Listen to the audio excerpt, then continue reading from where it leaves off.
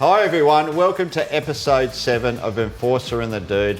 Russell Ingall, Paul Morris, filmed right here at the Norwell Motorplex. We actually do research and development in this show, not rip off and duplicate, that's for sure. We're probably the only ones that actually don't get an R&D fund, do we? We don't get payment. Well, we might be able to get a claim going, but we might be. Funny about that. A lot of people are using our intellectual property. We just haven't commercialised it. I think we're going to have to get onto that. So, big show coming up. We're going to have a total review of plenty of racing going on around the place.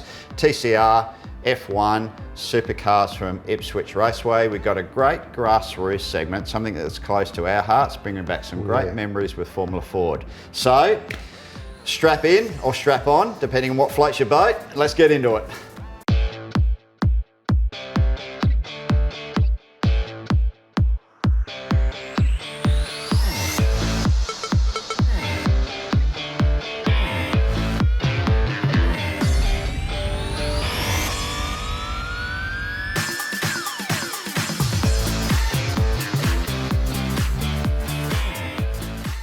Hey dude, how you going? Good, Russ. All good? Plenty of racing been going on around the place? Mate, busy weekend, lots to review. Yeah, absolutely.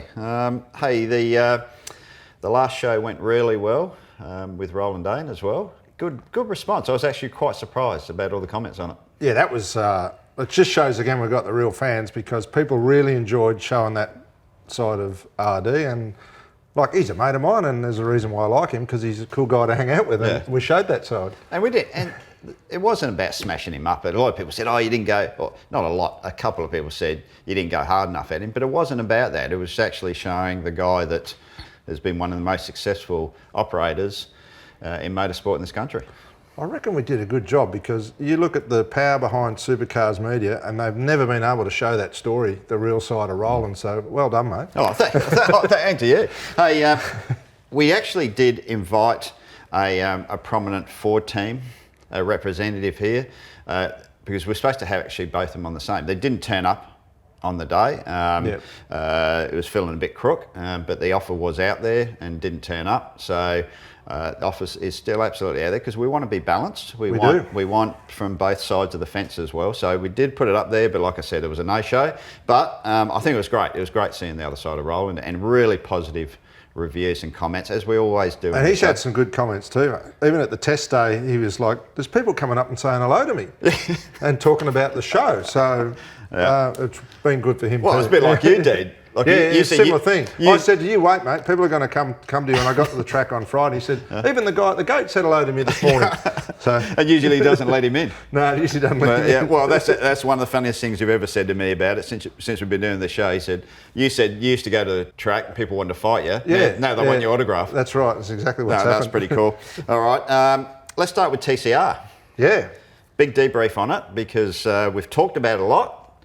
Now I've actually experienced it at the Bend Motorsport Park. Had a steer. I reckon it was good. You did, you know.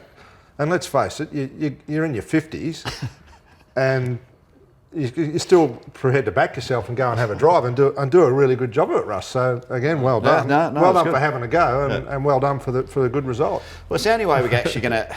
I mean, you can be a bench racer all you want, but unless you actually go out and experience it, how do you comment about a category? So that's what it was about as well. Apart from, I actually really enjoyed it. Really enjoyed going out and getting back behind the wheel, and all of a sudden all that competitiveness comes back again. And but it was good to actually experience it and finding out what TCR are about, and has it got some legs in this country as well. So it was good. The cars were good. The cars were good. Yeah. A lot different. The front wheel drive thing, I mean, it's been a long time since I drove a front wheel drive car, race car. You got to get your head out of the whole rear wheel drive thing. It's one pedal or the other. So you're on the gas or on the brake? No wait time. Did you switch to left foot braking? Did both. I did your trip. Yeah. So you had a bit of both going on. Well, we did some training. Before I went out there, you took me out in the '86, and we did a bit of your school here, your driver training school, and it definitely, all those things came back. It's funny as hell, some of the things you told me to do, even during the race. I'm going, all right, okay, do this, and bit of left foot in the fast stuff, right foot braking in the heavy braking areas, but it's one or the other. You are either on the gas or you're on the brake. Yeah, so it's a different skill set, but good drivers will work it out. Yeah, it was. Yeah. Look, I actually enjoyed the fact that it was a lot more low-keyed, of course, and they're still in the building phase. A lot of the teams are taking it very serious. A lot of the teams surprised me with their level of professionalism at this early stage. A lot of manufacturers. Big team like MPC there, Melbourne Performance, they get up to, for that customer-based operation and do a really good job of it. Look, their presentation's as good as any supercar team, isn't it? No, for sure. David Wall's team, who run the Honda Civic Type R's, the road car we just tested. They were very good. Obviously, Gary Rogers was there. Gary and Barry were there on the weekend, and geez, they love it. I think because it's a lot less stressed, you can see they enjoy going to a race meeting. This is Gary and Barry Rogers going to a race meeting without the stress. They actually had fun. Saturday night there was a bit of a barbecue for all the teams. And a chance of getting a trophy. Exactly. Yeah. Well, that's the other thing they enjoy. They know they can go out and they got a square shot of getting a trophy, win a race, which Moffat did. Yep. How good is it for a team to actually go there? That's why you go. Mate. That's why you go, and compared to where they are in supercars. Yeah, it's a hard road from where they are, because it's just the level of supercars is like that, and you've got one little thing that's not right, and you're last. Yeah, exactly. So all in all, I think there's a lot of positives there. There's no doubt they've got some challenges. Is the biggest challenge the race meeting it's on at? Like, I've been to those Shannon's National race meetings, and there's no one there, mate. Yeah, true. And there's just no one there. You've got small GT cars, Formula 4 with small categories. I don't think it can survive unless they do something about where they're running the races. There's no doubt about it. It's on the radar. I sat down and had a drink, a coffee with the organisers for the whole TCR outfit, John McLennan and his crew, and Matt Braid. Look, they know what they have to do, and that is the biggest part of it. Unfortunately, Matt Braid, I spotted him at Willowbank on the weekend. Oh, really? He was zipping around out there. So something's going on. Well, something's got to go on, mate, because the level of the TV production and the events you run at, it's not where supercars is. So. No, not at all. And look, the TV. I mean, supercars spend millions of dollars, tens of millions of dollars a year on their supercar production. There's and that's why it's so polished. There wouldn't be 2% being spent on the TCR budget, so there's no doubt they have to up that. But you're right though, the whole show is where the issue is, because you've got no good support category. So if you've gone out there, the GT cars raced, but they were finished Saturday night. They were gone Sunday. Oh, and the whole GT thing's another thing, mate. There's 8 cars, and the rules of racing are so confused that anyone that was watching that wouldn't know who was in the lead anyway. Yep. And there was a meeting Friday night of all the GT owners saying they've had enough of it. They are very disgruntled in the way it's being run at the moment. Yeah. So that's had a change of hands. So Tony Quinn's now sold that. Yes. Sold the category management to Trofeo Motorsport. So, and since that's happened, that thing's tanked. Yeah. And so the current management of that GT category got big problems. Well, they put out a statement saying that a lot weren't going to turn up to the next event. So you got a drama there. So you got a really cool category like the GTs that may not be on that bill, or if there are, it's going to be very few. So they need to do something. They need to get. Is that why they bought TCM? Well, TCM's supposed to be on the. They bought it, mate. On the cards. So they've bought Australian Racing Group have bought TCM. Okay. So they're going to be on the bill. Well, they bought it. If I'm digressing here from the subject, but if there was fielded, 25, 26 touring car masters cars out at Queensland Raceway on the weekend. Yep. If you move them to the Shannon's Nationals, I guarantee you half of those guys aren't going to turn up. Why is that? Because they want to be where the people are. They want to be on the TV. Be on the supercars. They want to. To me, that's the reason you go there. They have a race at Bathurst. At the Bathurst 1000, That's the jewel in their crown. That's the reason you go there. Are you going to spend 300, 400 grand a year running a TCM car for a dog and a pony to watch you at Shannon's Nationals?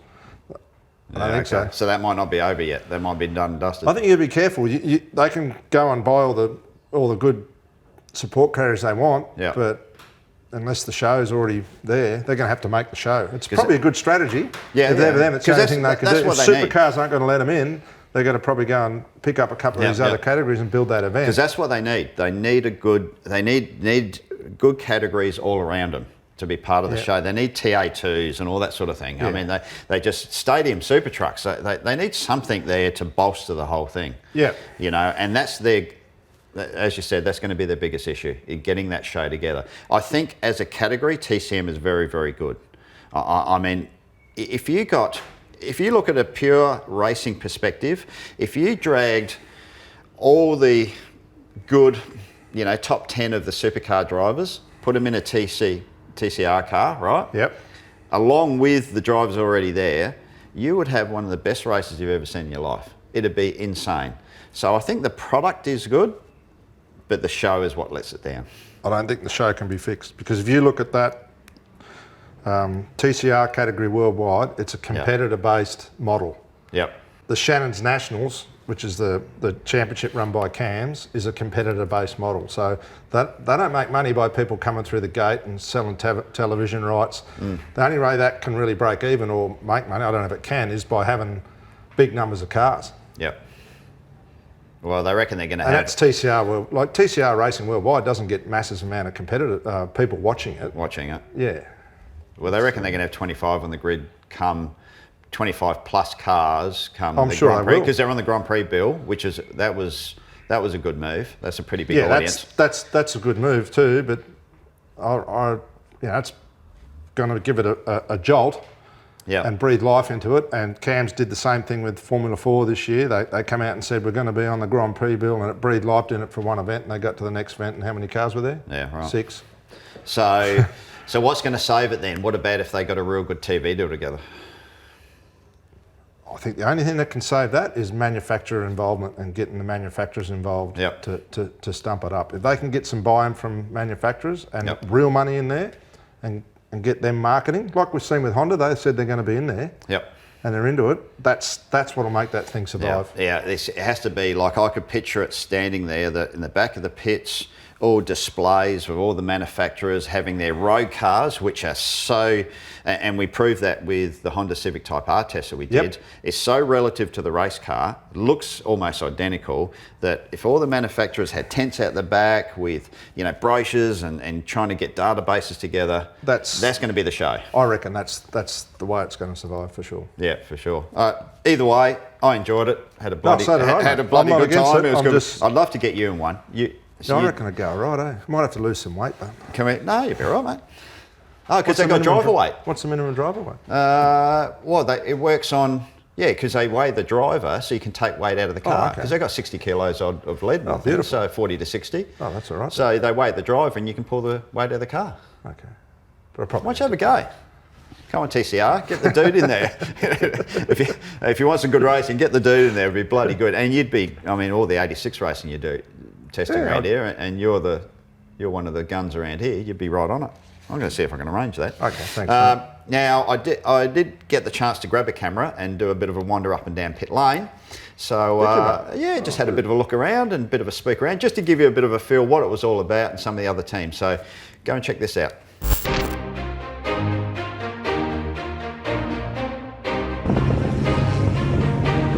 You asked on Enforcer and the Dude, our little online show with myself and Paul Morris, that I should get out and do a TCR round. Well, have a look around us. We're here. We're at the Bend Motorsport Park doing a round of the TCR. So I got invited here and just to see what it was all about, and you don't get a better gauge than actually physically doing it. So I'm going to cut a quick lap down here because there's some really interesting teams. Will runs the Hyundais with the Morecambe DPO cars and leading the championship at the moment. Hey, what made you interested in coming into TCR to start with? Yeah, I watched it a little bit of overseas and the tight racing, you know, like just pretty much all the racing there was so good, and the battle pack. So I thought, this would be cool. Hyundai team got onto me and I thought I'll come along for sure. I'll race anything. Like I say, I'll race a wheelbarrow if I could. So I got out here and it's exceeded the expectations. The racing's cool, as you found out yesterday. You have a ball out there, so it's really good. And I think that's what you miss in a lot of other categories is actually a lot of drivers can go fast, but it's racecraft, and that's what I reckon you can learn in this category because it is so close. And man, the battles are cool. Yeah, that's for sure. Racecraft is a massive thing, and generally you learn in go-karts, but you see a few drivers that lack it a bit. And here, in the battle packs, you got to have it. Yesterday, starting from the back, it was awesome. So definitely a great category for that. Well, this guy went from 16th to 2nd yesterday, mind you. So racecraft is not a drama. So whatever you do, don't crash into me. Yeah. Actually, no, you're way ahead of me, so I'll try not to crash into you. Have a good race, dude. Thank you. Hey, let's take a wander down, all right? Because I want to check out a few things along here. There's quite a mixture of teams as well, and there's actually a couple of supercar teams involved in this carry as well. This one right here, Gary Rogers. Just have a quick look around the shed here.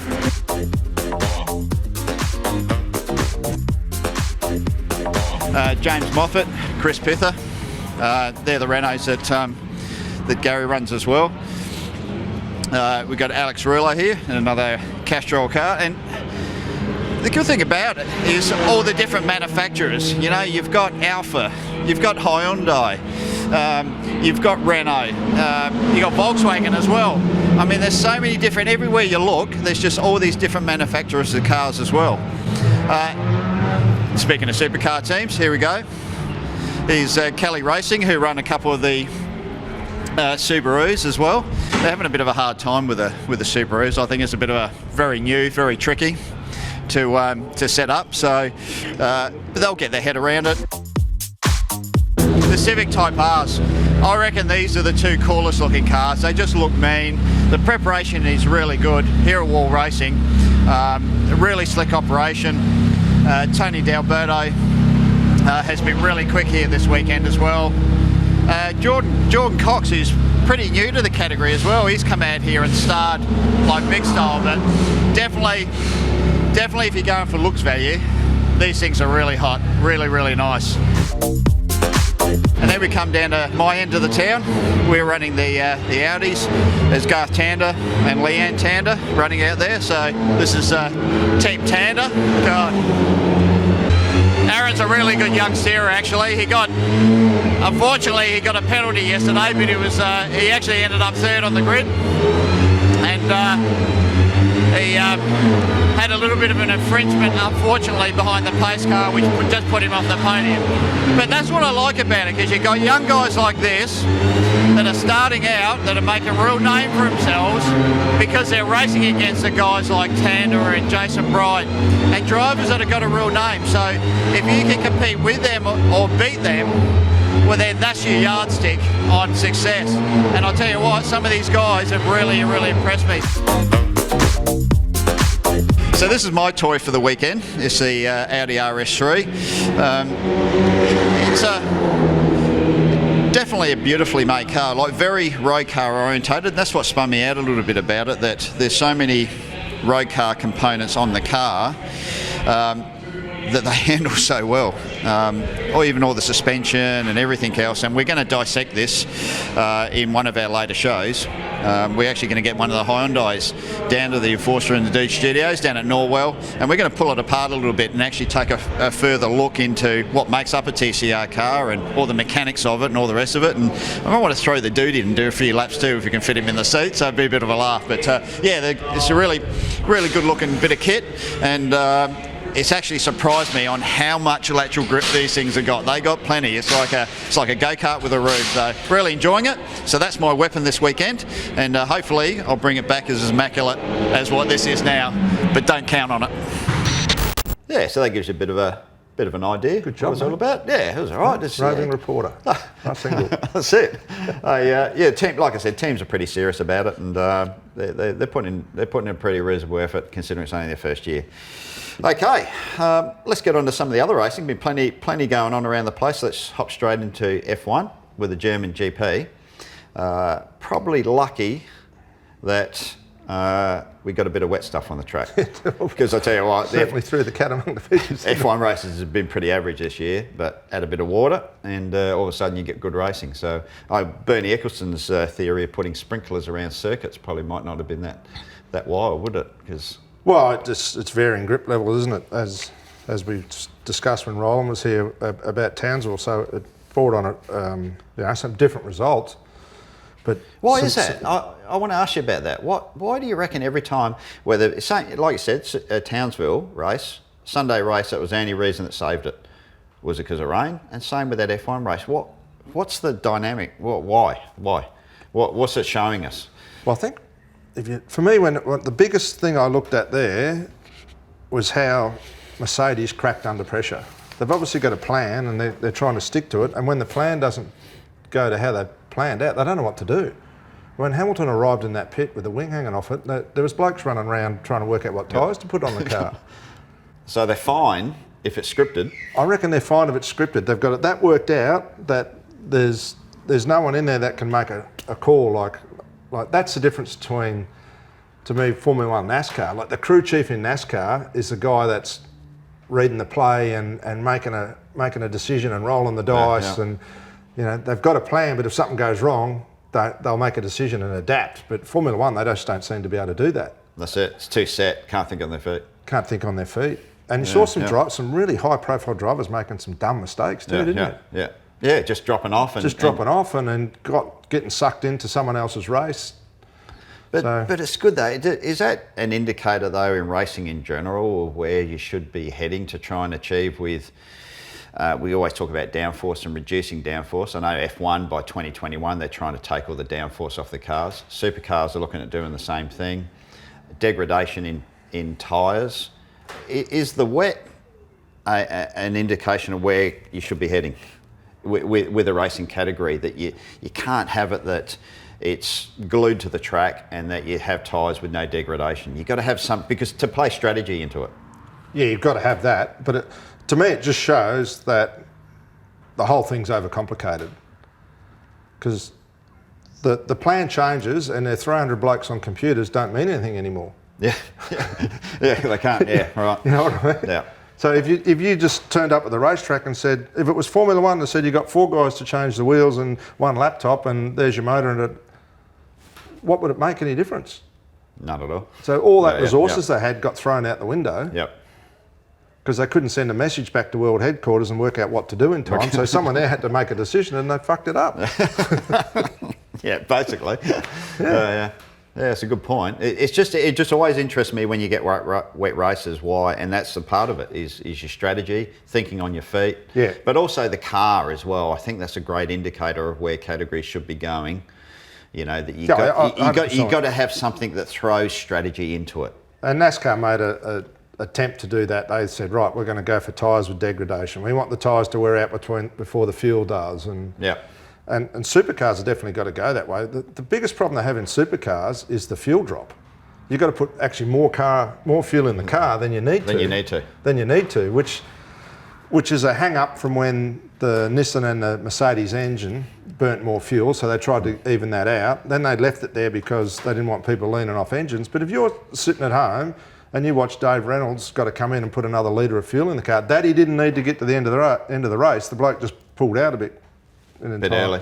Yeah, it's just overcomplicated. Again, taking good cars out of good battles when you don't need to be. Yeah, there's lots of stuff there in supercars that needs to be tidied up. But it does show how quickly, like if we get rain at Bathurst and things get thrown out of the ballpark, our teams can adapt.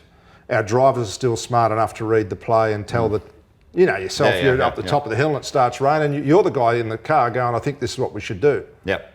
Drivers got to have some input into it. Yeah, and we're starting to lose that a bit in supercars.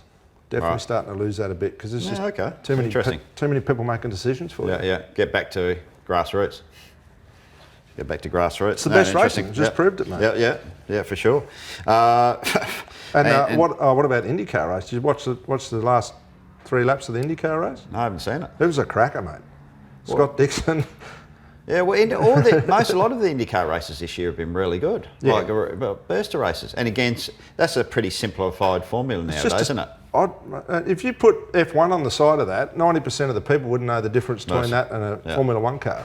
Except the racing's 800% better. Their racing this year's been unbelievable. Phenomenal. And it doesn't actually get enough credit really for what it is, IndyCar. I mean, the following in the States, has never been as good as NASCAR, but if you take it through pure racing, it's bloody good. Yeah, really good. It's really good. And you don't reckon Daniel Ricciardo and the Renault team can have any more bad luck, their transporter on the way back from the Hockenheim race. I saw that hanging off the side of the freeway. Speared off the highway. Luckily, truck driver is fine, got taken away, a bit battered and bruised. Speared off and ended up over the Armco, stuck across the other side. A few people filmed it, and actually there was a guy that actually got the film of it, filming as he was driving along, left-hand drive car, and he had a Red Bull shirt on, so it must be a race fan going back from Hockenheim. Saw it and got it. Yeah, but I'll tell you what, Daniel Ricciardo has been absolutely nowhere this year, so I hope he's enjoying his big check, because he's certainly not enjoying the racing at the moment, is he? No, so yeah, he wouldn't be, but especially with that. Just before we go, yeah, Hunter McElroy's had another win in MidOhio in the US as well. Yes, yeah, I was actually going through that. Yeah, bloody good effort too. Huh? Bloody good effort. Fantastic. Again, so just shows how good Formula Ford is. Is he in the lead? Is he in the lead now? I'm not sure of the point stand. He might be right up there. He had a podium in the first. Yeah, it was on pole as well. So that was a MidOhio race. So they race with the IndyCar. IndyCar. So they have two races, one on Saturday, one on Sunday, a qualifying session for each race. So yeah, just a really good effort over there. So if he wins that championship, so that's a USF 2000. Yeah. So he won that in a shootout. He did Formula Ford in Australia. Yep. Won the championship. Because he won the championship, he got to go to America with 10 or 12 other kids from around the world. Had a competition. He's won that ride. If he wins that championship, he goes to Indy Lights. That's really free good. of charge. Yeah. And McElroy's run a very successful race team with Carrera Cup. Yeah, and we're going to go check out the simulator soon they've too. got a really cool simulator, and we've been invited to actually go up there and test that out. So that's on the cards. But great job, Hunter McElroy. Really good job. Really pleased for him that he's going well over there, because US is such a great place to make a name for yourself, and such good racing over there. And speaking of the US, MidOhio race as well. Yep, Stadium Super Trucks. Yeah, were they there as well. put on a couple of cracker races. It's been unreal, hasn't it? Yeah, there was some passing in the grass, and the fast guys coming from the back. They had Greg Biffle there, NASCAR star, and Matty Brabham cleaned up again. Yeah. And I was reading some social media tweets about that MidOhio Stadium Super Truck race, and a lot of them they've never seen so many people run to the fence when the Stadium Super Trucks come out. It happens every time. They reckon they just flew to the fence and just pinned watching these trucks, because the truck racing has been so good. That's what Robbie Gordon calls them, waffle bellies, because their bellies are up against a chain link fence and it leaves the mark on it like a waffle. Waffle bellies. Yeah.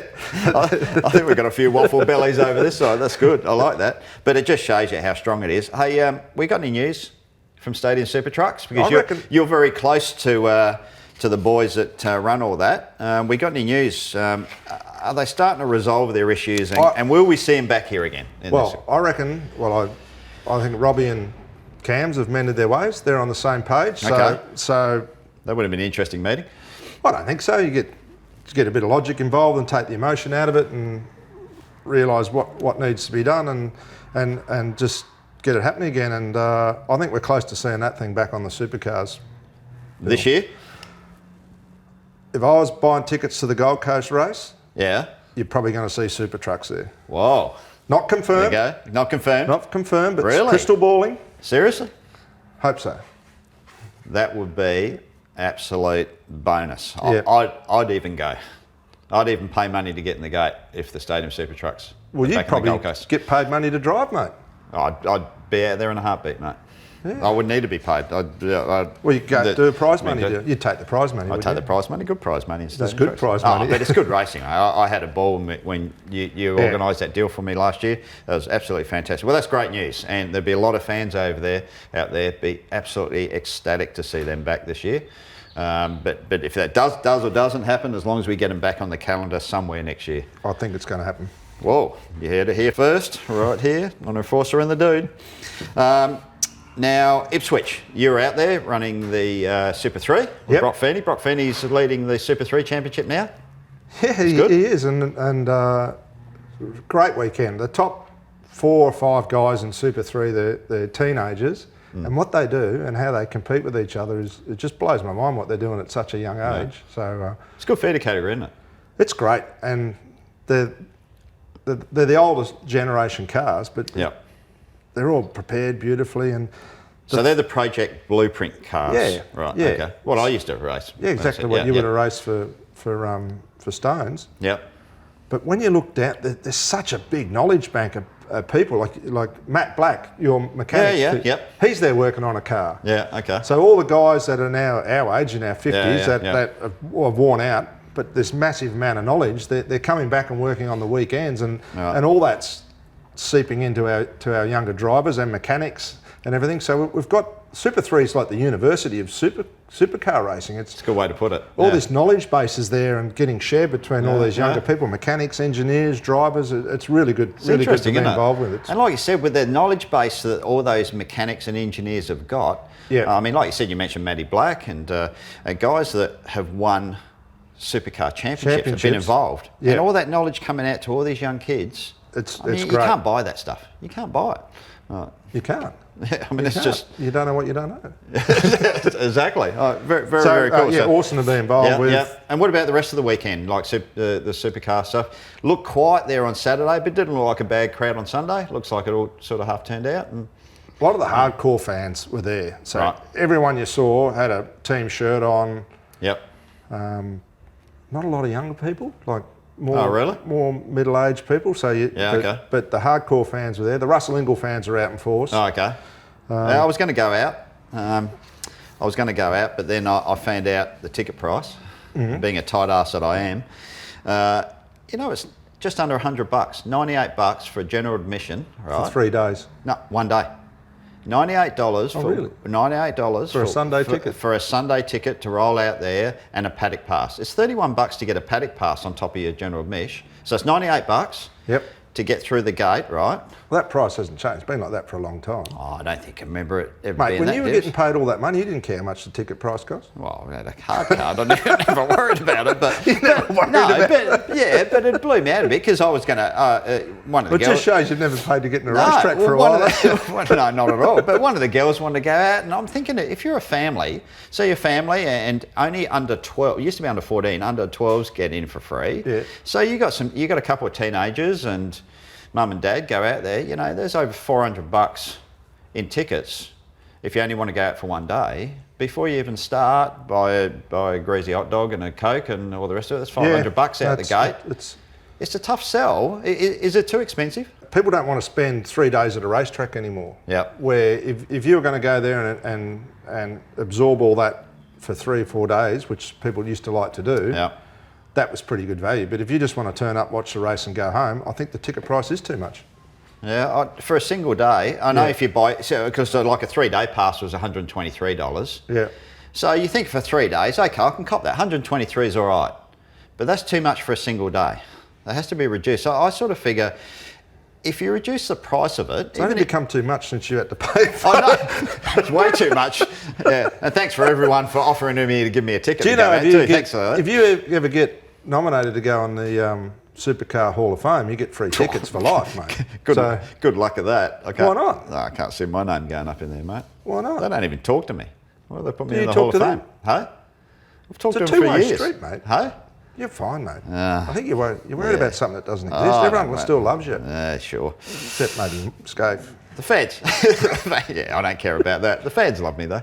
Yeah. Good on you guys. Yeah. By the way, I still reckon it's a bit too dear for that. $210 for a 3 day grandstand. I think grandstand was just a plank of wood. Basically. That's all right. Yeah, I still think. And then you look at a place like Townsville.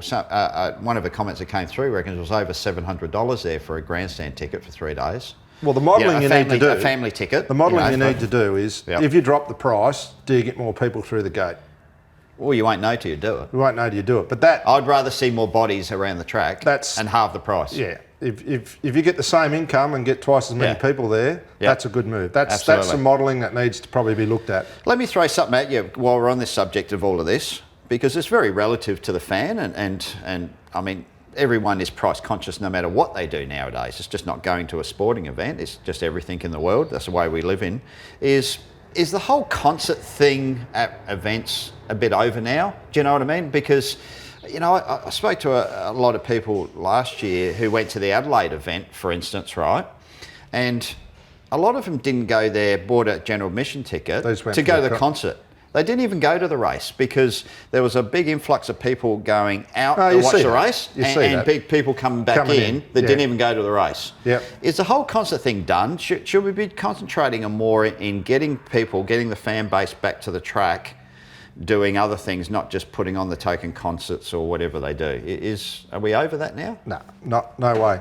Really? Yeah, it's how do you market, how do you cross promote, how do you grow your sport? Yeah. To me, there's going to be a certain amount of people that are going to do both. And if it's the right act and the right event on, you're going to get people that would probably never go to motor racing that might just go. You're going to get Are they going? Are they going though? Yeah, for sure. Yeah. Yeah, I think they're going. So, look, they do the numbers on these things, and I'm sure they get reviewed and whatever. But if you look at a big event like Clipsal, Yep. that works. That works. Yeah, okay. So only at the big events. Only at the big events it works in Darwin. Like you see, everyone come off the people in Darwin stay at the track and watch the concert and then bus home. I was just interested in getting your view of it. I thought it'd be 50-50 whether it's worthwhile anymore because it's big cost too. Huge cost organising that as well. So are they getting the cost back again? I think it's marketing. Yeah. Yeah. How do you market the event? How do you get people to know about it? What are you going to spend your dollars on these days? Yeah. People don't watch TV. Normal advertising doesn't work. So to me, it's a marketing. Make the racing better. To me, that's still how you draw the fans in. Make the racing better. If you could go see your favourite band and watch good racing, you're going to go, aren't you? True, but at the moment it's 50-50 on both. So you've got to make the racing better. The racing has to be better in the category. Agree with you, Russ, for sure. Now the calendar, I got a bit of inside info that there is, someone that's actually seen the calendar for 2020, and 2 tracks are missing from it. Well, that's Phillip Island and Ipswich.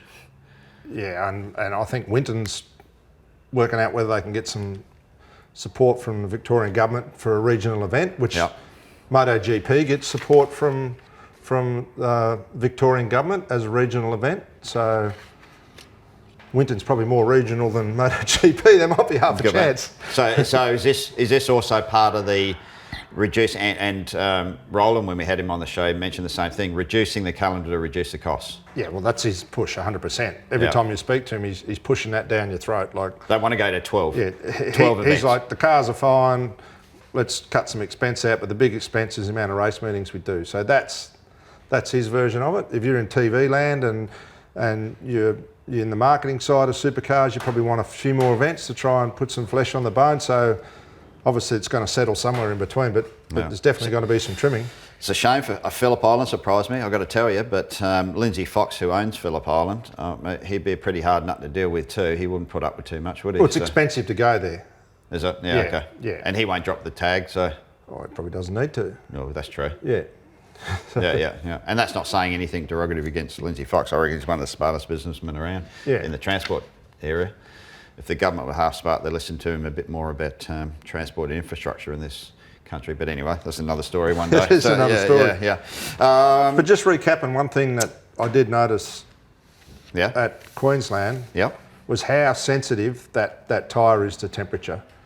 Really? Yeah. So when anyone got behind anyone, Yeah. the tyre temps just went through the roof and no one could pass anyone. So I think it's also a problem with the aero, but it's a problem with that tyre. So they need to look at tyre. They definitely need to look at aero. They've got to pull aero for these cars. We've said it about every episode, but they've got to look at tyre as well. I think so. I think it just stands out. And there's temperature and pressure sensors on the car, live telemetry coming back to the thing. So if you look at, and I looked at a few of I've got access to a few garages and had a bit of a look around, and then, like for example, as soon as Shane got up behind Scotty, couldn't do anything about it. It just the tyre temperatures went through the roof. And I was looking at Anton's stuff over the weekend, and same thing. But bonged up behind Rick Kelly, way better tyres, and just nothing he could do about it. They start getting push, and then that's all over. Yeah, but it was tyre temperature was the thing that was going through the roof. So they've got to have a good look at that. Look at the construction, maybe have a look how you make a different tyre or something to make that. It's not just aero. So what do you think of this? What do you think of this McLaughlin 13k fine? So it's 10 grand for taking a piece of paper poster up onto the podium for a couple of seconds, and 3 grand because he didn't do the burnout in the right spot or something like that. I get the burnout in the right spot one because that's a workplace and health health Is and it? safety thing. So he's coming down. Yeah. He's completely in control. We know. Yeah. We know he's not going to run into, but there were some guys and some staff and crew walking down to the podium, and he's doing a burnout beside him. Okay. So I get that. Yeah. But what about $3,000 fine? But that 10 grand for having a poster? well, it's just done. They got smashed on social media, but everyone's smashing supercars. It's not supercars. This is cams. So this was a CAMS Yes. instigated fine? Yes. So I don't know why everyone's smashing supercars. So the But deputy race director. surely Supercars could have overridden it. No, they Haven't can't, mate. They're not in control of that judicial system. So they write the rule book and with cams, and the rule book gets approved, and there's all the things that can go wrong, like no different than driving on the road, and a list of penalties. Yep. And cams enforce those penalties. So that's a fairly hefty monetary fine. Yep. For something very simple. He literally walked up there and threw And it he on knew the he'd ground. done it straight away and went, oh! And then threw it on the ground. Yeah. So it wasn't like he got out there and flaunted it. Like, I mean, No. it's just $10,000, seriously. Back in the day, that would have been, hey, mate, don't do that again. Yeah. That was a bit silly. Yeah. And if you really want to find the guy and make an impression on him, make him go to the local school and talk about road safety or something. Do something that's not going to matter. Like, Community service. mate, do something that's going to be good for the community. Absolutely right. Not a monetary thing. Make him go out and do something good. Change the penalties, mate, because good idea. FIA are always going on about road safety. Yeah. What are they going to do with that money? Yeah. Well, Jean Todt, he's a big advocate for road safety in Europe. So just send him don't out. nip 10 grand off the dude. Like, Make him, well, it shows you where they're at. You don't have to worry telling me I'm getting about excited. fines. Yeah, Telling me mate. worry about fines. Don't worry. Yeah. They've taken plenty off me over the years. Yeah. And I remember there would have been a few good holidays went down the drain because of that. It sort of leads me into another controversial thing that happened starting from Townsville, and we got a bit of footage from the Townsville race on the Sunday race when the incident between David Reynolds and Scott McLaughlin. Right, Yep. there was a bit of hip and shoulder off the start, and both of them ended up going out. Wasn't much in it. They deemed it as a racing incident. That's the officials on the DPO. Pretty good call, because that's DSO. what it was. It was just a bit clumsy. There was nothing in it. Yeah, No. It was clumsy. Did Scotty move? Maybe a little bit. Wasn't much of a gap. Dave But went for a gap. By the time yeah. he got there, it was gone. Yeah, exactly. It's wet conditions, slippery as Happens hell. all the time. And not a big deal. But what blew me out, and this is what's led to our next segment, is racing rivalries, right? There's always been massive rivalries in motorsport over the years, and especially in this country, in every level of motorsport, but especially supercars. Now, they tried to ham this up so much, I reckon it was embarrassing. I reckon it was embarrassing that all this media came out, and or certain parts of the media came out trying to make something that was there, like, is there going to be issues at Ipswich between Reynolds and McLaughlin? Yeah. Give me a break. Yeah. Give me a break. Like, seriously, it was so minor, so nothing. Well, the only one that got upset about it was David's girlfriend. Yeah. Mr. Hart. Like, everyone else was cool, and she was the one flipping out. She had a big lose or something, didn't she? Yeah. But that's all good. It's all part of it. Oh, it's awesome, mate. I mean, even Betty Klemenko came out. She wrote a very long-winded message there, and even she said, that there was nothing there. Making feuds when there is nothing there. The media is still trying to make feuds. So even Betty came out and said, "Look, are you serious? Like, there's nothing there. So why are you doing this? Like, she'd play the game if there was a feud there." I doubt they're not going to go and have a cup of tea together, but there's no feud going on. No, but it was just ridiculous. How are they that desperate? Are they that desperate to try and get rivalries going? They have to come up with this sort of for sure. The sport needs ball, it. really. The sport's built on rivalries. Always has been. Ford it's versus been missing Holden, for a long Brock time. versus Moffat, Yeah. Ingall versus Scaife, Yeah. Ambrose versus the world. That's always been there, and we don't have it anymore. But the reason we don't have it is because there's too many rules, and the drivers are that sensitive to commercial pressures. They just sit in this little happy box, hoping they don't lose their job or get fined for doing. Like, if you get a fine for hanging a bit of a poster up, what are you going to get if you say something that might offend someone? Absolutely. So who's going to have a go? But it doesn't. I mean, and you talk about, I think the drivers have got a lot to do with this as well, dude, because you even look at the Grand Prix. There was Scott McLaughlin and Cam Waters. On the warm-up lap, they had contact, you know, and it was debatable who was at fault. It was probably more Scotty more than anything. Oh, for me it was. Making his way back to the front of the For grid. me it was Scott drove into Cam. Yeah. If I was Cam, I would have been blown up, but he was that scared. He didn't know whether he was in the right or wrong. I didn't want to upset his sponsor. He never actually had an opinion on it. Well, the thing is, if that was me, I would have gone off the Richter scale. Right, and same with you. You would have gone, you want to do that? Wait until the start of the race, right, or the next race. Yep. I'll fence you that hard, you know, you'll make your teeth rattle. We didn't deliberately drive into him. We just didn't look. But yeah, I know. But even still, they were both on the front Cam row. had a right to blow up, I thought. Yeah, this is a guy that was at the front, had a chance of winning the race. Yep. Right, GP, big race. Yep. Big race. And here's a picture of him at the back of the pit, shaking hands or fist pumping or doing whatever. I don't get that. See, so on one boat they're saying, oh, we're trying to fabricate rivalries, but on the second boat, when these sort of things happen, it's like just a nothing burger. The drivers have got to take a bit of responsibility as well, and not being so matey with all this latte drinking, bike riding. What their conversation was, and I don't think they hang out. But if they want to choose to go out the back and sort it out themselves, I think that's cool. Yeah. And park it and not continue with what happened. That's between those two drivers. I like the fact that happened, but the fact if they didn't want to, they should be able to punch on with it. Yeah. Well, I mean, you're never going to get rivalries while everyone's being so nice to each other. I don't get it. Like, if I was a team, and I've always said this is nothing new, and I'm not saying it on this show just because, you know, just to create a bit of debate. Yep. I mean, I've always said it for all these years, and roll back the tapes, that if I was a team owner and I found my driver going out training, having coffees, having dinners with drivers from other teams, I would sack him on the spot. Yep. I don't do that. I'm employing you, I'm paying you tens, if not hundreds of thousands of dollars to go racing, right, and have no blinkers on. So this is the one thing in the world that you and Mark Scaife agree on? Probably, yeah, exactly. He's off with that. Yeah, because that's what I'm employing you to do. Yeah. And if you're going to be clouded by judgment, if you're going to attack someone, you go, well, he's a mate of mine. I'm going to pull out of it. I'm not going to risk it.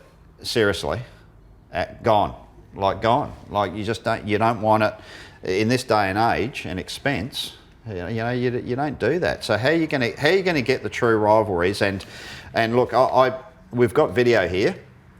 Right. Have a look at this, dude. We've got some video of past, present with NASCAR. Oh yeah, okay, good. NASCAR's good. Yeah, NASCAR stuff and past to show that this rivalry situation has been going on for a hell of a long time. All right. Righto. So just check out this first one. Our first one, we got Clint Boyer and Ryan Newman. Few haymakers. This was the All-Stars He's pretty lucky race. Ryan Newman didn't get out of that car. He's a big dude, Ryan Newman too, isn't he? But how is it? I mean, Great. It's just. Oh, now they're talking.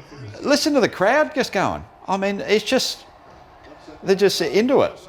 But this is why. This is after the checkered flag. Yeah. So I remember watching this.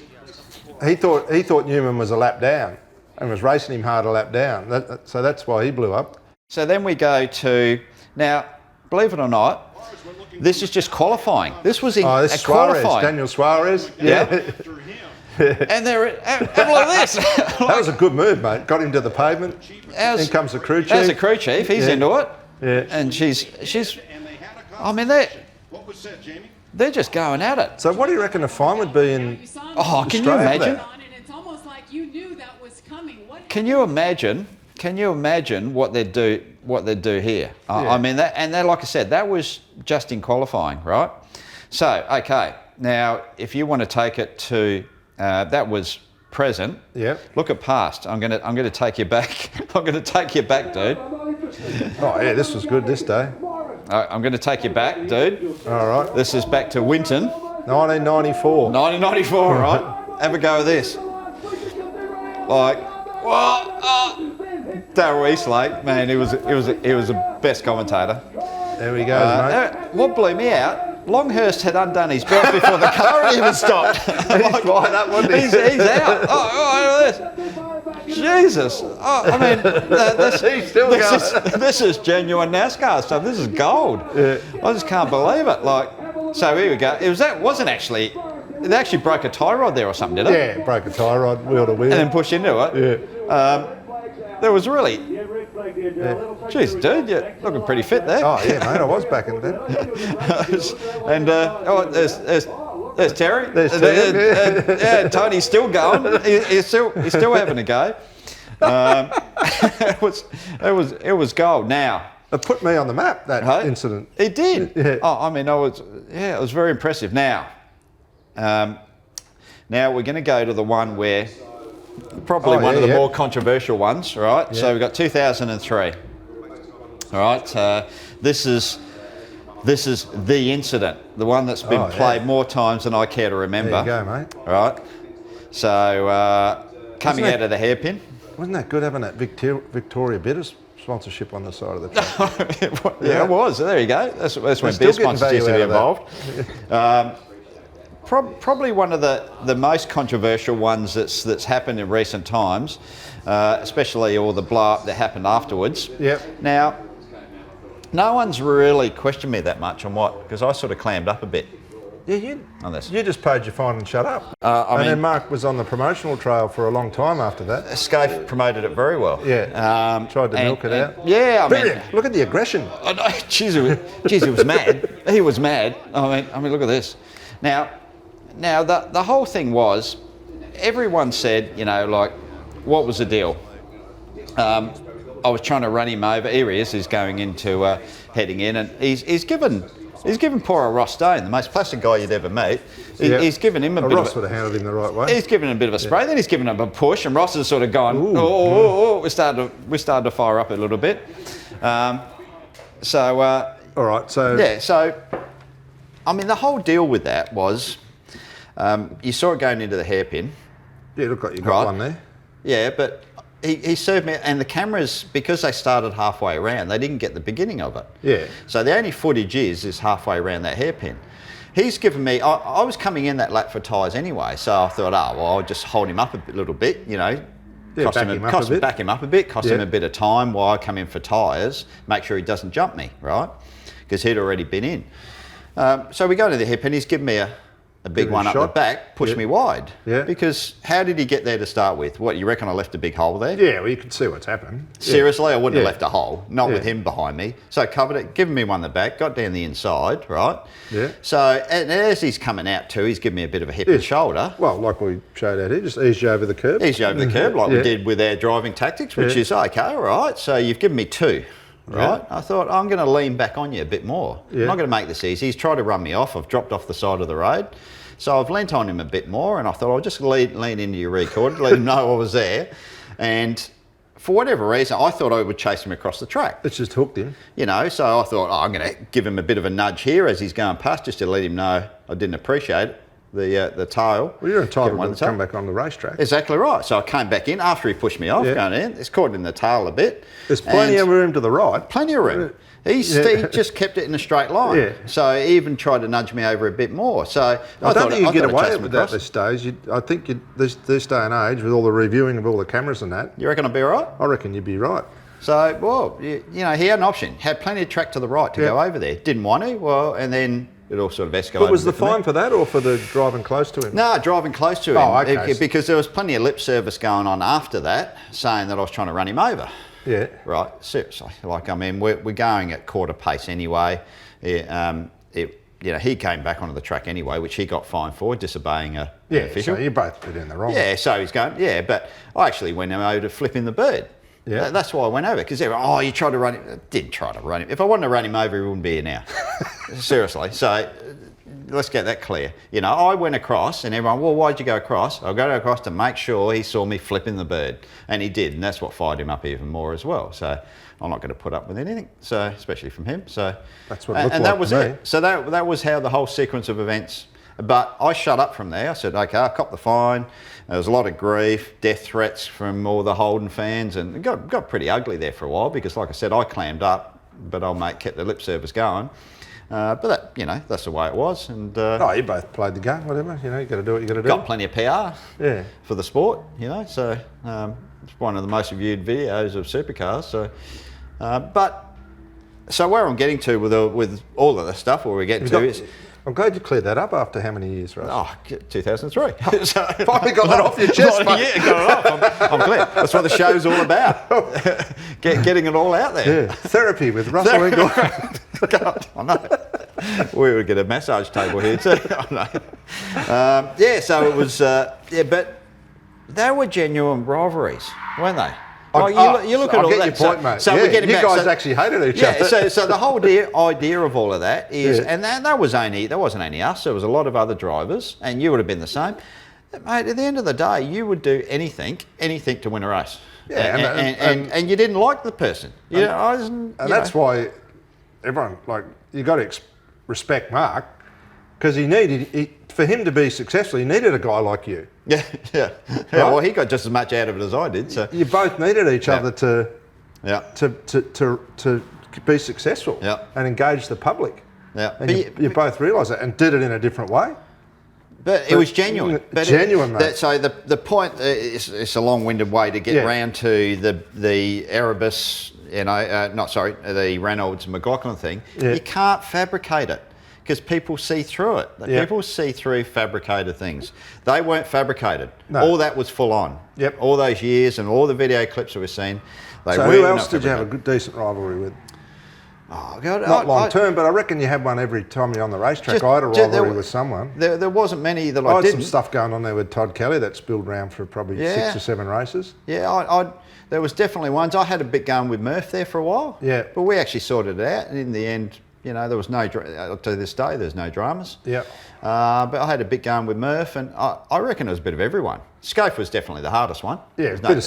On any given day, there was someone that you were prepared to take the gloves off with. For sure. Yeah. Because that's what it was about. And say what you thought. It's not about having mates. It's about winning races. And not be afraid to do it. Exactly. And until. So what's the answer? Until the rule book. The rule book. Yep. What you're always going about, Paul. Yep. About they got to let them race. Yep. And not pulling them up and pulling good cars out of good battles for stupid reasons. Yep. So that's number one. Number two, the drivers have got to harden up. The drivers got to realise it's not a social event. It's racing. Yeah, I think they're ready to do that. They're just. Do you think they are? I definitely know there are. There's some guys that will drive that way and act that way if they're allowed to. Yeah. Yeah. I'm not saying in a dangerous manner, and don't do it what it is. Like you've got a limited opportunity. It's not dangerous. It's more dangerous driving to work. That's They know what they're doing. So. Yeah, but they got to start. They got to start You hardening want to see danger? Go to Archerfield Speedway on a Saturday night. There's danger. Yeah, that's not bad, is it? No. Yeah. Well, that's and you don't have to carry it over and make a big deal. But on the track, and if you've got an issue with someone, you let them know. Yep. You let them know you got an issue because that's the only way you're going to get street cred. Okay. So we've got to keep on that campaign, mate, because I think you're onto something there. Well, again, this flows onto what I'm saying about making the events Maybe we better. need to bring some modern drivers on the show. Yeah. And see what That'd be what interesting. they're actually feeling about that. Yeah. Okay. That's interesting. Yeah.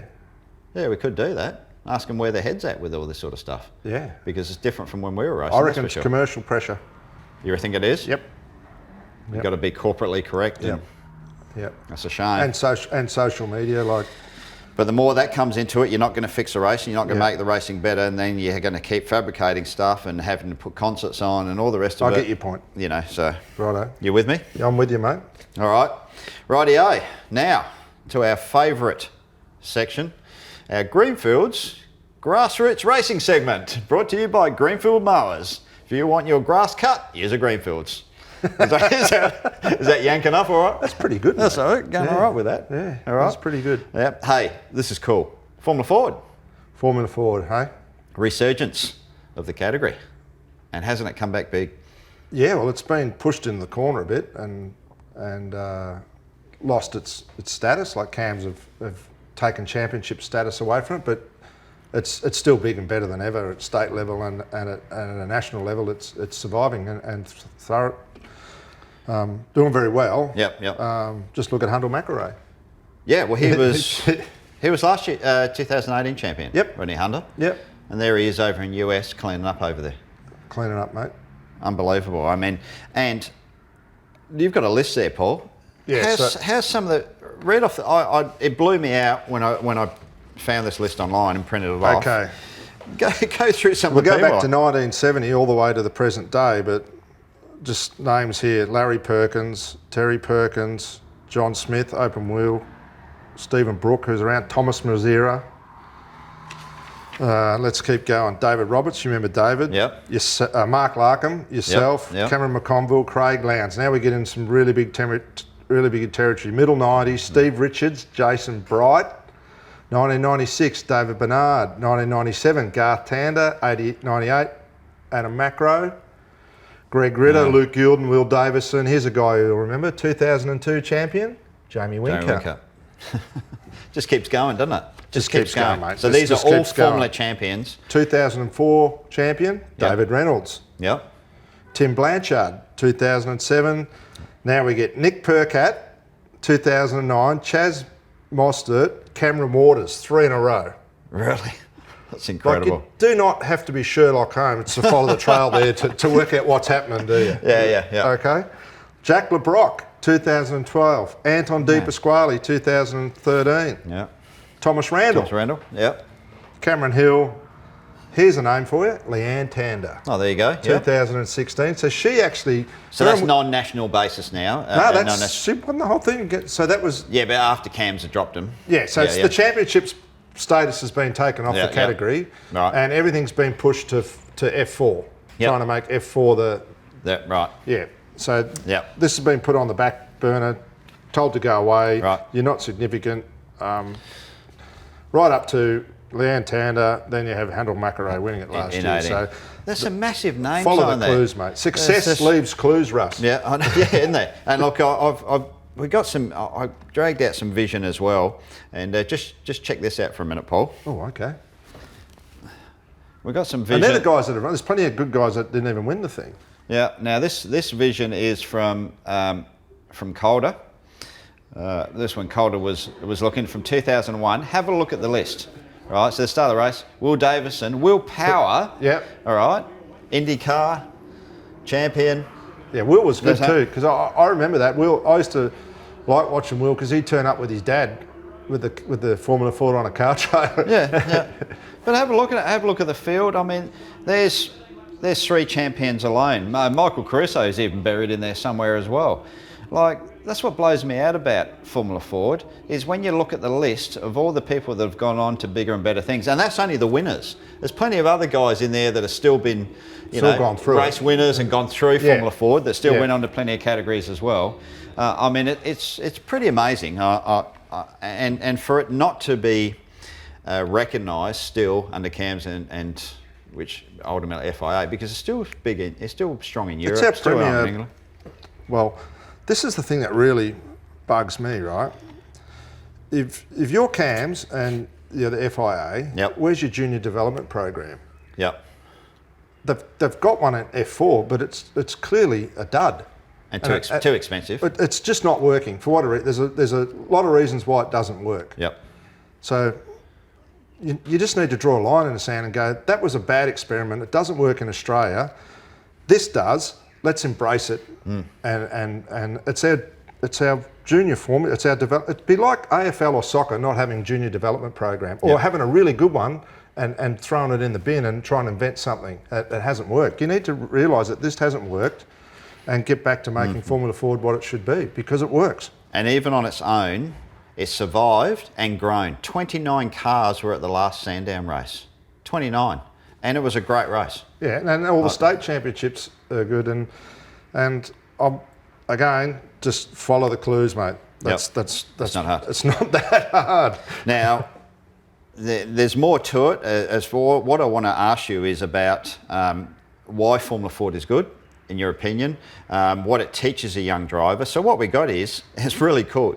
You've got your 91 Van Diemen. I have. I've race got car, that car. fully restored, ready to roll. Well, it's not really restored. It's still. Oh, still looks brand new. Yeah, Looks good. it's just been kept racing the whole time. So Yep. it's it's probably a bit like the old Axe. It's had 7 new handles and 5 new heads, but The car's still going, and I raced it, and now Well, let's Nick McLeod's actually racing it. Let's get out on track. Yeah, let's get out on show track. people why And the relevance is take me there. through it, and we're going to show everyone why it is so good, and this category should be recognised as one of the best training categories for a young driver that's out there. So let's get out.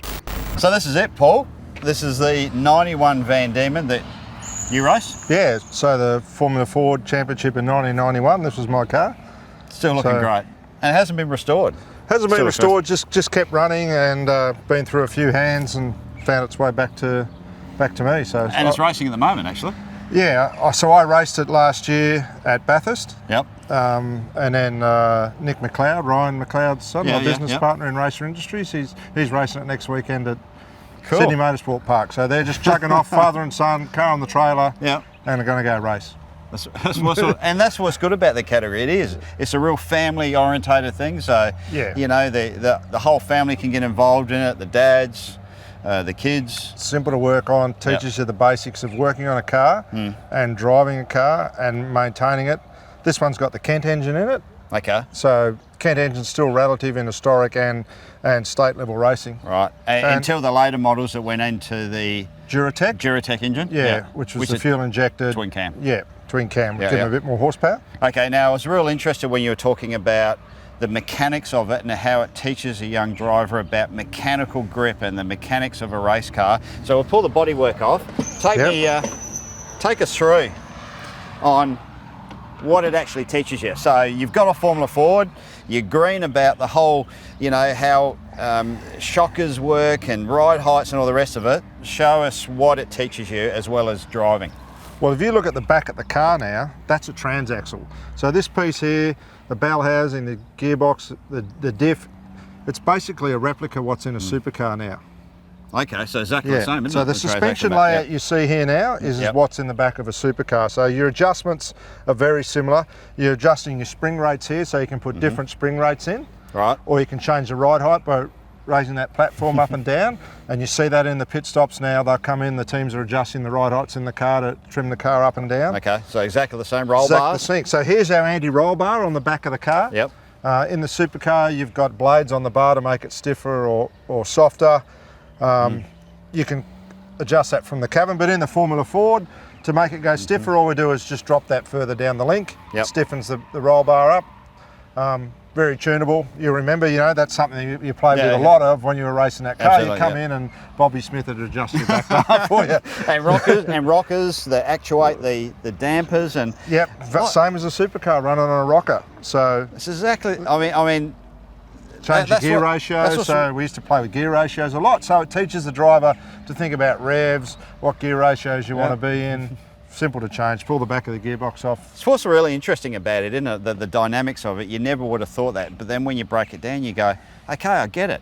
I get it. Where that list of all those champions that went through the Formula 4 category ended up doing so well because they learnt all this. It's easy, mate. You've got understeer. What are you going to go to? First thing you're going to go to is your rear bar. Yep.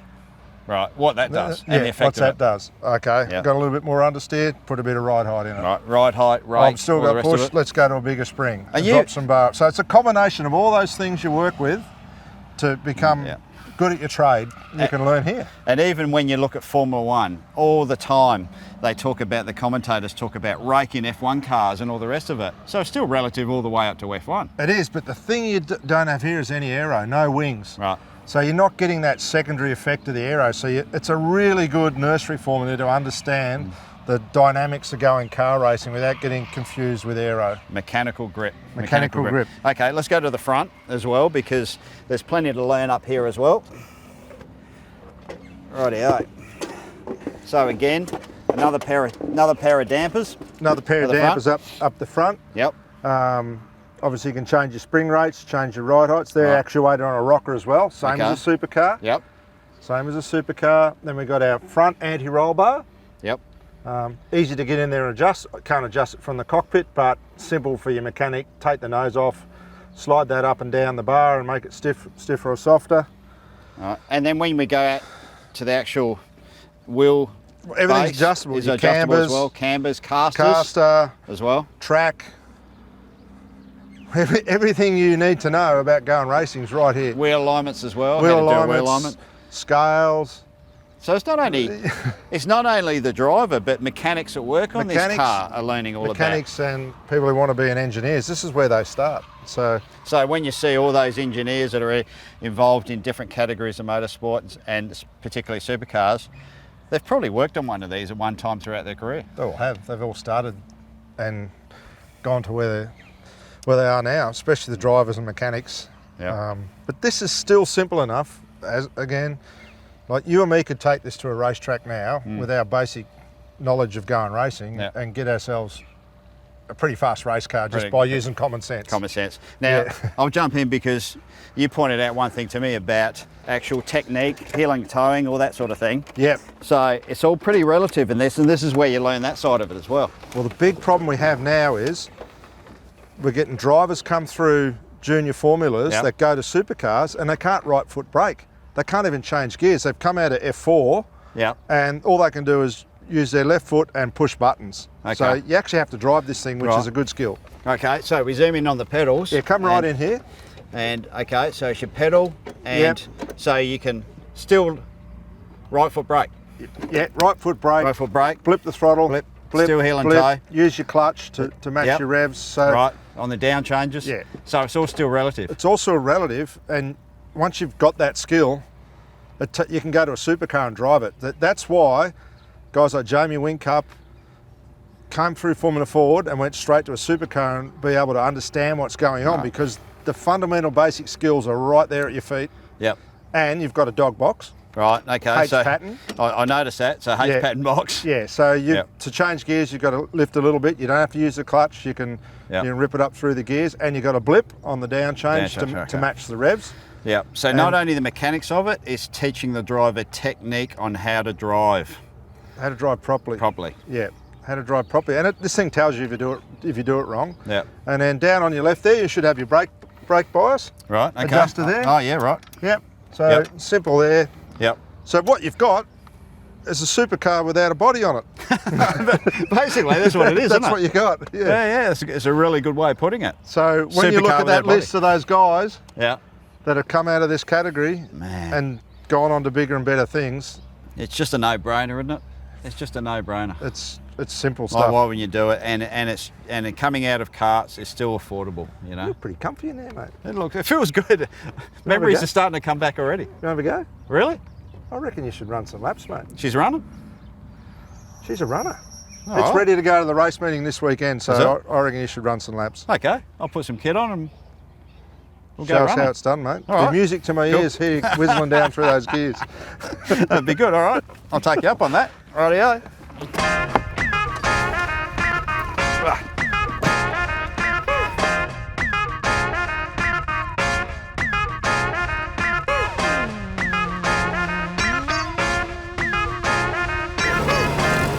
Okay, here we go. It's been a very long time between drinks because I've driven a Formula Ford before.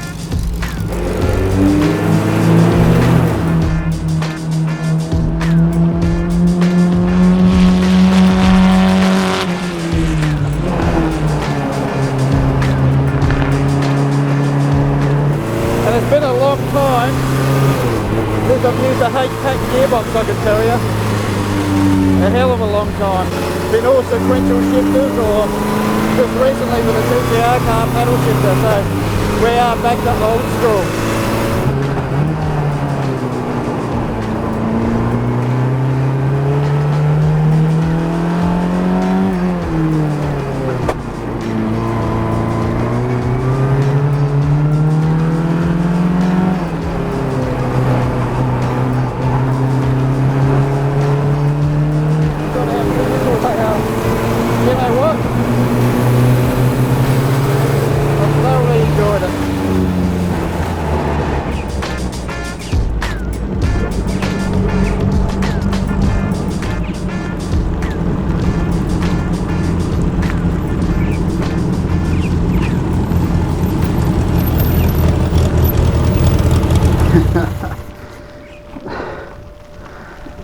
I got Bobby Smith on the phone. He's coming down to work on the foot. Brother, I'll tell you what. Good, eh? I feel like I'm 18 again. It's good. Bloody good, mate. I'll tell you what. Get used to the vibrations The again. vibrations at low revs. Mate, it's just raw. You know what I mean? It's all of a sudden getting back to feedback through the wheel. You're just feeling everything that's going on. It's just excellent. Like, just the amount of feedback that comes back and everything's reacting fast. So cool. Don't change nothing, eh? No, send it. Maybe you should have a drive of a modern car. You reckon? Yeah. That should be one of our... Put it on the list. Yeah, put it on the list. Mate, this is bloody good, honestly. So how long since you driven a Formula Ford? 1992? I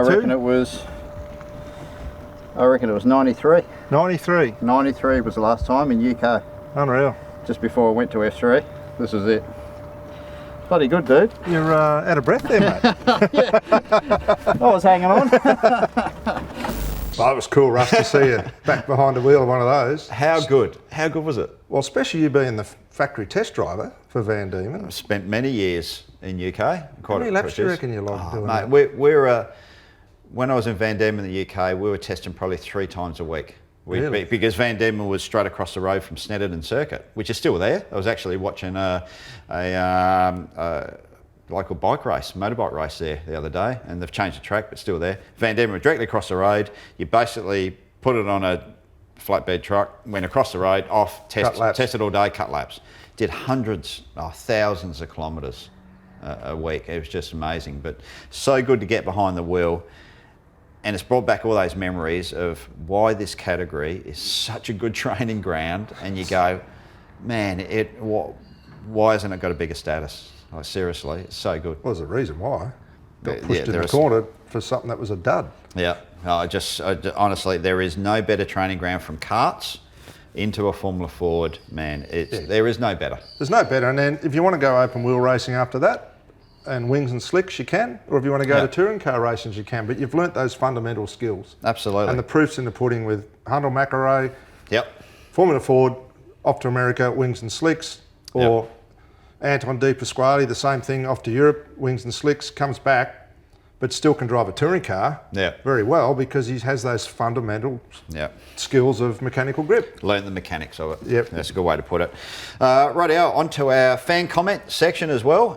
Comments have really been coming in. Thanks again. And you always bring it up, Paul, about our fan base for this show is so good as far as being very respectful with all their comments. It's great to have debate, but respectful debate. Oh, it just blows me away because there's a lot of bad stuff out there on social media, and you know, you try to ignore the bad stuff, but it does get to you sometimes, doesn't it, when you see people picking on it. I hate bullies, mate. I hate bullies. Yeah, and social media does bring out the worst in people sometimes. Yep. But thankfully, to all, like I said, there's plenty of debate that goes on with our comments for the show. But and respectful and respecting each other's opinion. So we really do appreciate it, hence why we try and get through. And we do read a majority, because that's where we get our content for the show. We do. A lot of the content we get is because we do look at the comments and make sure they keep coming in. Jenna Ray is our first one. Love Best Motorsport Show, love it. Good to see the other side of RD as well. So Jenna really liked seeing Roland on the show, seeing the other side of him. But yeah, and like I said, it wasn't about smashing him up. It wasn't about interviewing him about shocks and springs and parody and all the rest of it. It wasn't about that, because that's all been said and done. It was let's hear about the man. And the funny thing is, it's like when we had Tony Cochran on. You know, everyone thought Tony Cochran was a deal, and then after he came on the show, they thought, geez, he's got a lot of good things to say. Yeah, no shit, Sherlock. Yeah, Why do you think the joint was so successful? Yeah, exactly right. Okay, Paul, here's one for you. Show is awesome. This is from Richard Gutteridge. The show is awesome. I watched every episode from the start, and you guys are getting better every show. That's always handy. Only one suggestion: be interested in your take on drag racing, where they look at top classes for a grassroots sport. I'm not sure if you guys are fans. Drag racing. We've never even really thought about that, have we? We should. I'm a big fan of drag race. Used to go all the time when I was a kid at the Surfers Paradise Dragway, but like trivia, I don't really know that too much about it. So let's get some info on it. Maybe we should look at it. Yeah, we'll do that. We'll do a bit of it. Victor Bray. We've got and his some son Ben connections. Bray still actively involved. Maybe we should get them down and. Yeah, we've got some people that are involved that we know. So they're all locals. locals. Get a go. I remember Victor and Ben said ages ago about having to go in their top door slammer. Would you ever go in that? I reckon that'd be a bucket list thing, wouldn't it? Oh, You'd want to get a bit of fast. training and coaching, but I you wouldn't reckon want to just jump straight in. It's seriously fast. All right, let's put maybe that that's on the something. list. We'll do some work on that. Thank you. Absolutely. Thanks, Richard. Yeah, we'll get onto that. Steve Slater. Hey, Russ, long-time listener, first-time caller. Okay. Was wondering what you and the big dog dude's thoughts were in the light of fines dealt with at QR for Scotty bringing the Mustang wins title banner. Well, we actually covered that. I keep thinking of you doing donuts whilst hanging outside the SBR Falcon with no helmet, gloves, or care in the world. Imagine, imagine. They changed the rule after that, didn't they? They did. Imagine what would do that. So we did cover that off for you, Steve. So make sure you check that segment out because we don't agree with it. Is our single thought. Chris Orr, I can't understand why NASCAR costs so much as the cars are so basic in their technology. Is it due to the number of races they're doing, which is quite a bit more than everybody else? It's due to that, and then they might look basic, but everything's pushed to the nth degree. So they'll build a motor, and it'll last 500 miles, then they'll throw it in the bin. You know, that's why they're having a big review. Because they're talking $20 to $30 million US, aren't they, to run a NASCAR team? That's right. But and it's the professional approach they have. So because they've got about 10 to 20 cars per driver. 10 to 20 cars, but if you even look at the pit crew side of things, so if you go to Hendrick Motorsports, there's a human performance centre there that would be like any football or university or state level athletic team. So there's 20 guys on that pit crew team. There's 3 lots of pit crews all vying for a spot to make it to the starting lineup. Yep. To go to the race weekend. So they're all on 300 grand a year, and there's 30 of them. So it's not the actual car singularly. It's not the actual cost of the car. Yes. It's just they've got so many of them, and everything else that's involved in putting the show together. Like there's full-time doctors and everything on staff there just and that's treated like a football team. Well, and the number of races. And the ridiculous number of races. I mean, that was what all the teams have their own planes. All the crews fly like that. Those teams that just changed the pit crew, they don't fly until Sunday morning. Yeah, right. They just blow in Sunday morning, do the tyre change, blow out. So that's and their own cost of planes, and so it's just out of control. Out of control. And that's what burnt Marcus Ambrose out in the end. That's what Marcus said to me. Number of meetings. You come back on Sunday. By Wednesday, you're off to the next meeting. That's it. Just so many. Purple Hazelfick, whatever that is. I don't know if that's his name or not. I think it might be a code name, not unless his name is Purple. Yeah. It must be. Otherwise, he's got pretty out there parents if his name's Purple. Hell yeah, I can get used to this kind of awesome content. Very good to hear. Be interested in getting your take on supercars blocking the TCR cars from running in Adelaide. Paul? Oh, they're at war, mate. I reckon. Are they at war? Yeah. I think so. They're competing against each other for the 5th event at the mountain. Yep. So and in the contract with Adelaide, they've got the right to veto a competing category. They said that's another touring car class, you're not coming on. So as far as I can see, the line's been drawn in the sand. So that's it? Boxing gloves are on? I reckon. Okay. Are they that concerned about him even at this early stage? To me, they've gone... Or are they just blocking anything that may even be on the radar? Yeah, well, if you look at Super 3... Yep. Where's your customer coming for Super 3? Yep. They're going to go TCR or Super 3. Yeah, okay. Right. So it's probably more the teams. So they're protecting Super 2 and Super 3, basically. 100%. Yeah, okay. Yeah. All right, fair enough. Well, I hope that's... Which should be coming from the teams wanting to have customers for their cars as they evolve. Because they're going to go to a new gen car. Yep. The old ones will roll down. Roll down, yeah. You let TCR get up, who are you going to sell your cars to? Yeah, okay. So protecting their own internal sales division. Yep. Yeah. Okay, Craig Thomas. Great test, guys, meaning the Honda Civic Type R. See if you can get a Ford Focus RS and let other teams, DJR or TPC, know if they should put one in TCR. Is there a reason why the Focus isn't there now? I actually don't know, to be honest. I'm going to check for you, Craig, and find out why. Most of the TCR cars are all built by offspring companies or their racing divisions of, whether it be Hyundai or Honda or whatever, actually build the cars for customers. So it's like you going in and buying a road car for the showroom fuel, except it's a race car. That's it. Same as GT. I don't think Ford actually do that. The only one that's built remote is the Subaru. that's built by, believe it or not, it's a Japanese car built by an Italian firm. That's never going to work, is it? Italians building a Japanese car. Good luck with that. And the Subaru so far hasn't been that competitive over here. That's the only offspring company. So I believe, I will find out, believe Ford don't do a customer car of the Focus yet. They should, because they're pushing it over here. So the RS. So I don't know why they do, but we will find out if there's one available. Yeah, absolutely. STS, which is obviously a handle. What time did the Stinger do a few weeks back? We didn't do a time. No. We didn't do We've a time. got a lot of comment about that. Yes. A lot of people asked us about the Stinger, so we'll have to grab one and lay a lap time on it. We're going to have to, because we were just evolving the whole car test thing. Yeah. And because the Stinger thing went actually, if I go back through our archives, I'll have a time on that when we did all the testing for the Queensland We'll Police. just get one back. Yeah. We'll just get one back. We'll head up. Crusher will lend us his. Yeah. Brett Murray from Speed Cafe's got his own. We'll just borrow his. He won't mind if we do a couple of laps. No, we'll just bed in the brakes for him.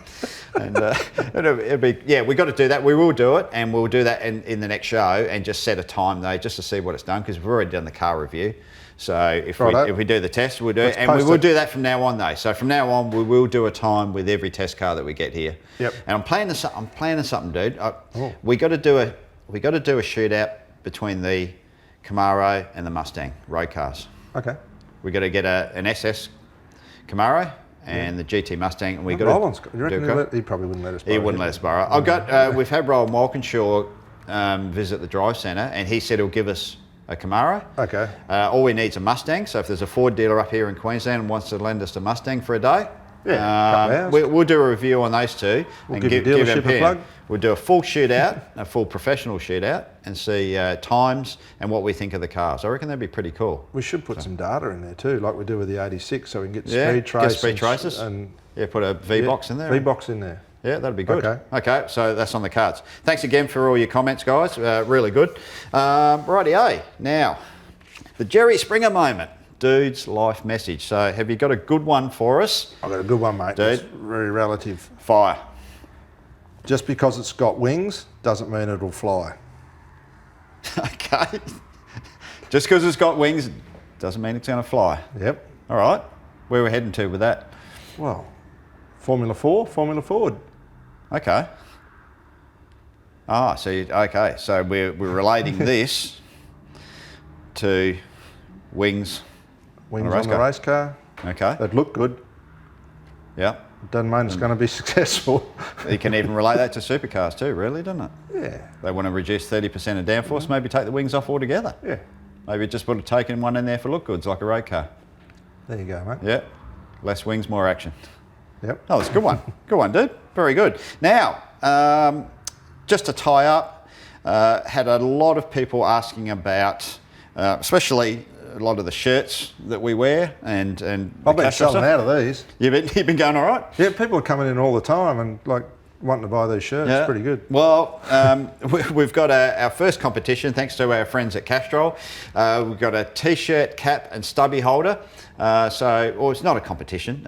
It's for our subscribers. It's a present for our subscribers, right? So from today, when this show airs, until our next show, we're going to randomly pick new subscribers to the Enforcer and the Dude YouTube channel. So you've got to go to Enforcer and the Dude YouTube.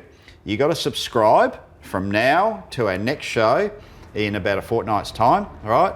And we will pick 5 random people to send these cool prize packs, and these are shirts like this one, all the retro, it's all retro Castrol gear. Yeah, good so gear. Very hard to get hold of, real limited runs on a lot of these. Some there's only a couple hundred were actually made, so it's a very limited edition. We'll sign them, of course, and send them out to you.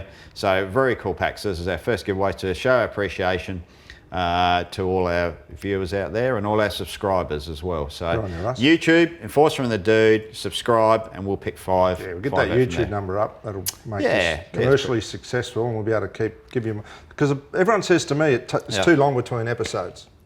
Yeah, well, there's a reason. I know. So we can get the YouTube views up. Yeah. We can come on more regularly. Yeah, absolutely.